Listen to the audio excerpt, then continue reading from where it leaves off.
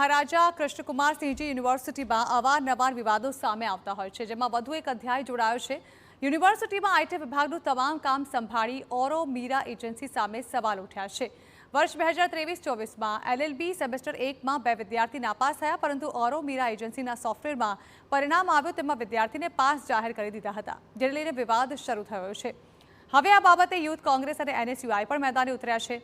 એનએસયુઆઈએ આરોપ લગાવ્યો છે કે એજન્સીના ડાયરેક્ટર પોતે યુનિવર્સિટીના ઈસી સભ્ય છે। આનાથી રાજકીય પીઠબળને કારણે નિયમ વિરુદ્ધ કામ સોંપવામાં આવતું હોવાના ગંભીર સવાલો ઊભા થયા છે। નિયતિબેન પંડ્યા જે તેમાં ડાયરેક્ટર છે અને તેને લાભ અપાવવા માટે થઈને આ એજન્સીને કામ આપવામાં આવે છે। છેલ્લા 2 અઠવાડિયામાં તમને ખ્યાલ હોય એમ 2 એલએલબીના વિદ્યાર્થીઓના ભવિષ્ય સાથે પણ એજન્સી દ્વારા ચેડા કરવામાં આવ્યા છે। એનએસયુઆઈ તેમજ યુવક કોંગ્રેસે આ બાબતે ઉગ્રથી ઉગ્ર આંદોલન પણ કર્યું છે। ત્યારે અમારી રાજ્ય સરકાર પાસે તેમજ શિક્ષણ વિભાગ પાસે એટલી અપેક્ષા કે તાત્કાલિક આ એજન્સી પાસે કામ રદ કરવામાં આવે અને નિયતિબેન પંડ્યાને ઈસી સભ્ય પદેથી દૂર કરવામાં આવે। યુનિવર્સિટીના કુલપતિએ આ અંગે કહ્યું કે એલએલબીના પરિણામની ક્ષતિ અમારી સામે આવેલી છે, જે યુનિવર્સિટીએ સુધારી લીધી છે અને આ અંગે એજન્સી પાસેથી ખુલાસો પણ માંગવામાં આવ્યો છે અને હવે એજન્સીને સોંપેલા કામની સમય મર્યાદા પૂર્ણ થતી હોવાથી નવી ટેન્ડર પ્રક્રિયા પણ ટૂંક સમયમાં હાથ ધરવામાં આવશે।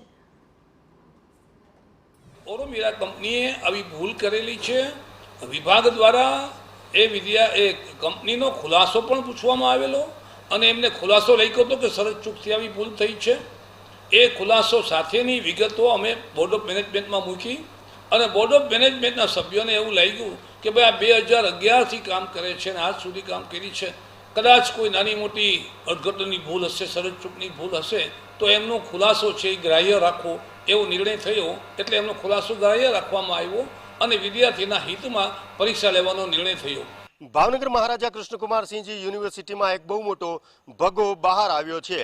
આ યુનિવર્સિટીમાં ઓનલાઈન અને ડિજિટલ કામ કરતી ઓરો મીરા નામની એજન્સીએ 2 એલએલબીના નાપાસ વિદ્યાર્થીને પાસ કરી દીધા છે અને સૌથી મોટી આશ્ચર્યની વાત એ છે કે આ યુનિવર્સિટીમાં ઈસીના મેમ્બર એવા નિયતિબેન પંડ્યાની જ આ એજન્સી છે અને 2018થી આ એજન્સીને સતત છાવરવામાં આવી રહી છે અને આવા અનેક છબરડા અત્યાર સુધી બહાર આવ્યા છે।